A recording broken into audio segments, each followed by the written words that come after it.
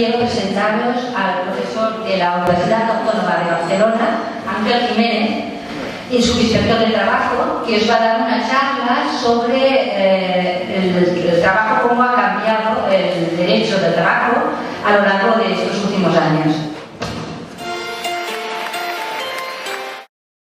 Bien, pues como decía la presentadora, como decía Gemma, voy a comentaros un poquito las novedades que ha habido en estos años, que son los años que hemos vivido un poco peligrosamente, ¿no? Han pasado muchas cosas, muchísimas, en todos los ámbitos. Y en uno de los ámbitos en los que más se han dado estos cambios es en la cuestión del derecho del trabajo y en la cuestión de la seguridad social, fundamentalmente en las pensiones. Francamente, me cuesta de entrada saber por dónde empezar. ¿Por qué empiezo hablándoles de una reforma laboral o empiezo hablándoles de las pensiones? Y me ha parecido que a lo mejor, para que no se me queden en el tintero, porque hay muchísimas cosas, yo voy a hablar de las más importantes, con trazo grueso, de las que creo que más repercusión tienen. Pues voy a empezar con las pensiones, concretamente con la pensión de jubilación. Ha sufrido unas modificaciones intensas y más que van a venir. A partir de 1 de enero de 2013 entra en vigor una reforma que ya se anunció con el gobierno Zapatero, esta es de la época que no es del gobierno Zapatero, en la cual se van a ir recortando progresivamente toda una serie de derechos que tenían garantizados los trabajadores. A grosso modo, muy por encima. Hasta ahora nos podíamos jubilar con 65 años. Desde 1 de enero de 2013, poquito a poco, nos van a ir pidiendo cada año un poquito más, hasta llegar al año 2029, en el cual nos jubilaremos con 67 años y medio. Eso me viene entendido de que en el interín no pasa alguna otra cosa que todavía alargue más esta cuestión. Hasta la reforma del año 2013, cuando hablábamos de tener 15 años, si tenías una fracción, es decir, si tenías 15 años y un día, eso era como tener 16 años trabajados. Desde 1 de enero de 2013 las fracciones se desprecian, es decir, si tengo 15 años y 11 meses y 28 días, tengo solo 15 años. Recomendaciones de los pactos de Toledo para que todos nos vayamos asustando y teniendo por lo que nos va a pasar en el futuro. Incrementar aún más la edad de jubilación vinculándola a la esperanza de vida. Pagar pensiones más bajas, dado que como la gente vive más, pues habrá que recortar las pensiones. Eso ya se ha hecho, pero puede ser que se recorte más todavía. Prolongar la vida activa de los trabajadores, es decir, que te jubiles a los 70, a los 75, no sé. Por esta vía podemos llegar a trabajar a los 90. Racionalizar el acceso a la jubilación anticipada. Bueno, eso a mí sí me gusta. Porque claro, no deja de ser curioso cuando todos vamos a jubilarnos a los 67 y medio, que haya gente con 52 se jubila. ¿Qué gente? Que ellos no tengo nada contra ellos personalmente. Yo si pudiese también lo haría, ¿eh? Claro, pero estamos hablando de la gente que trabaja en los bancos, de la gente que trabaja en las grandes empresas, y estos se van con 52 y la paga integral y tú con 67. Pero consecuencia de esa nueva fórmula, pensiones incrementadas el año pasado, solo las mínimas. A partir de cierto nivel, incremento cero. Pensiones incrementadas este año, 0,25%. Un último comentario. Hasta el año 2011, la seguridad social tuvo superávit. Es decir, lo que se pagaba, para pagar todas las pensiones y sobraba dinero. Dinero que una parte iba al fondo de pensiones, eso que llaman la hucha, de la cual ahora se está gastando, pero sobraba tanto, superávit era de tal cantidad que iba a revertía a los presupuestos generales del Estado, iba para el resto de los. ¿Recuerdan que aquellos los 420 euros de Zapatero? Cuando gana, pues llegó ahí y dijo que hay una pasta. ¿Qué voy a hacer? Uno cuando llega al gobierno todavía no está suficientemente corrompido y dijo, pues voy a ver esta paga que además así le garantizo votos durante un cierto tiempo. Pues eso era del superávit.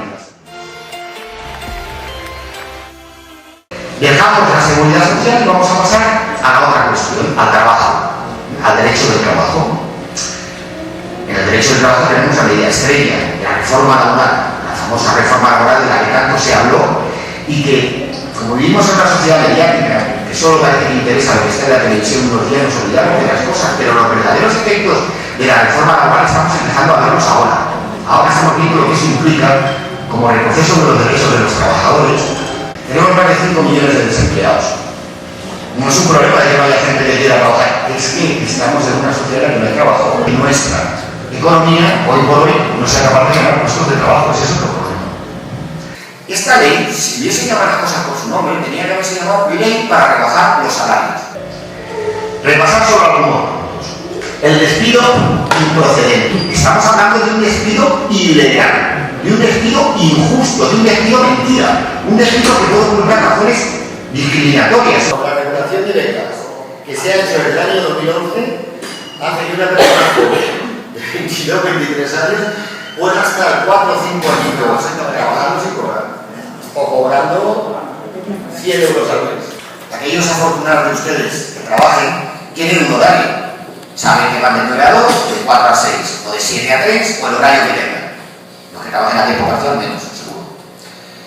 Desde la reforma laboral, los empresarios tienen la posibilidad de, por su propia voluntad y sin ninguna causa que lo justifique, hasta un 10% de esa jornada, flexibilizarlo, es decir, romper el horario.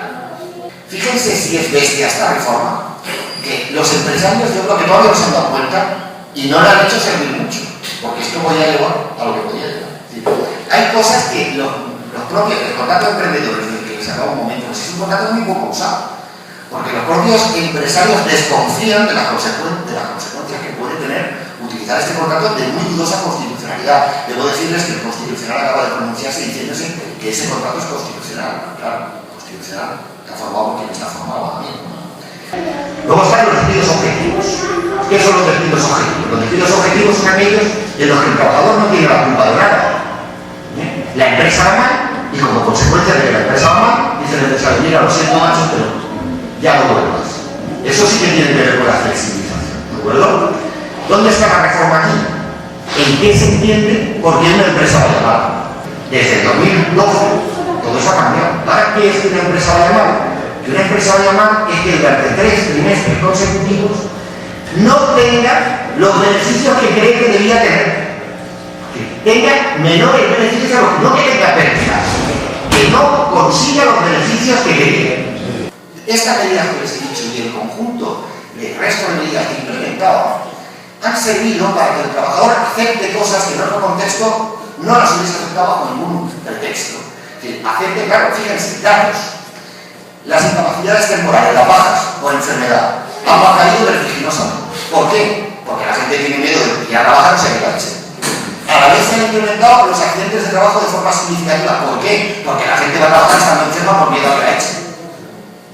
Entonces, eso que ha implicado una rebaja salarial significativa. Los niveles salariales de todas las empresas han caído en los últimos años en ámbitos, en cuantías que rozan el 20% del total. Del 20%. O sea, esa es lo que se ha conseguido. Entonces, la habrán vestido como quieran, pero vamos a salir de la crisis ¿a costa de qué? A costa de rebajar los salarios, a costa de rebajar el poder adquisitivo de los trabajadores. Y eso es lo que se buscaba con la reforma laboral, a través del miedo y a través de la imposibilidad a través de privar de mecanismos de defensa a los trabajadores, se ha conseguido llegar a ese